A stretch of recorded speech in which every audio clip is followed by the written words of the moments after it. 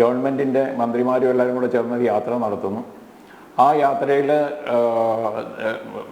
Duty ചെയ്തിരുന്ന എല്ലാ ഉദ്യോഗസ്ഥന്മാർക്കെല്ലാം good service entry കൊടുക്കുന്നു. എല്ലാവർക്കും ആയിരിക്കില്ല, എന്നാൽ ഗുഡ് സർവീസ് എൻട്രി നടക്കുന്നതുമായിട്ട് കോമൺ ആയിട്ട് ഒരു തീരുമാനം എടുത്തിട്ട് അത് പബ്ലിസൈസ് ചെയ്യാം എന്ന് വേണമെങ്കിൽ ഒരു പോലീസ് ഡിപ്പാർട്ട്മെൻറ്റിലെ എല്ലാ ആളുകളെയും അവരെ ഒരു പ്രീതിപ്പെടുത്തുന്ന ഒരു രീതി അതാണ്. ഇന്ന് എന്നാണ് പെക്യൂലിയറായിട്ട് ഇങ്ങനെ ഒരു ലോ ആൻഡ് ഓർഡർ, നമ്മൾ നിത്യേന കാണുന്ന ലോ ആൻഡ് ഓർഡറിൽ നിന്ന് വ്യത്യസ്തമായിട്ടുള്ള ലോ ആൻഡ് ഓർഡർ ഇവിടെ വന്നത് തന്നെ ഈ രീതിയിലുള്ള സാധാരണ രീതിയിലുള്ള രാഷ്ട്രീയമായിട്ടുള്ള ഒരു ഒരു യാത്ര നടന്ന സമയത്ത് രാഷ്ട്രീയമായിട്ടുള്ള അതിനായിട്ടുള്ള പ്രതിഷേധങ്ങൾ. പക്ഷേ ആ പ്രതിഷേധങ്ങളിൽ പോലീസ് ഇൻ്റർവെൻഷൻ വന്നത് എല്ലാം തന്നെ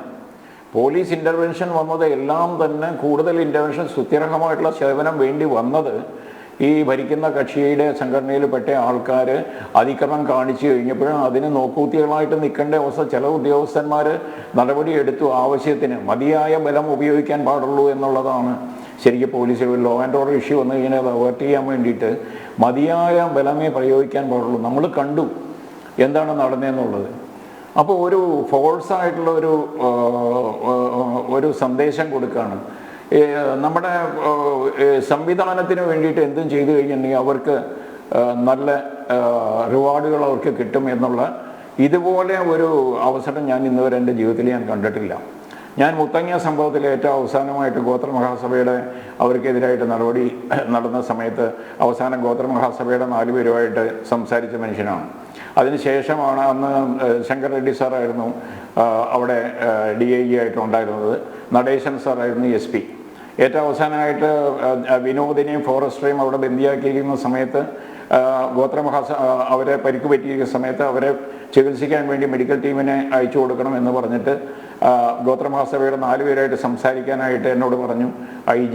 അന്ന് അവരുമായിട്ട് സംസാരിച്ച് കഴിഞ്ഞപ്പോൾ നമ്മൾ മെഡിക്കൽ ടീമിനെ കൊടുത്തു കഴിഞ്ഞിട്ടുണ്ടെങ്കിൽ വീണ്ടും അവരെയും കൂടെ ബന്ദിയാക്കി കഴിഞ്ഞിട്ടുണ്ടെങ്കിൽ നമുക്ക് വീണ്ടും ബാർഗെയിനിങ് ഇഷ്യൂ വരും. അത് നമ്മൾ മെഡിക്കൽ ടീമിനെ അവരിങ്ങോട്ടേക്ക് കൊണ്ടുവന്നിട്ടുണ്ടെങ്കിൽ നമ്മൾ ചികിത്സിക്കണം. അതിന് ശേഷമാണ് ഒരു നടപടി ഉണ്ടായത്. അതിൻ്റെ പിറ്റേ ദിവസം അന്ന് പോലീസ് ആക്ഷൻ സുരേഷ് രാജ് പുരോഹിത് സാറിൻ്റെ നേതൃത്വത്തിലുണ്ടായി. ഉണ്ടായി കഴിഞ്ഞിട്ട് ഒരു അജിത് ജോഗി എന്ന് പറഞ്ഞിട്ട് ഒരാൾ ഒരു ഷോർട്ട് റേഞ്ചിൽ ഒരു റബ്ബർ ബുള്ളറ്റ് കൊണ്ടിട്ട് മരിച്ചു.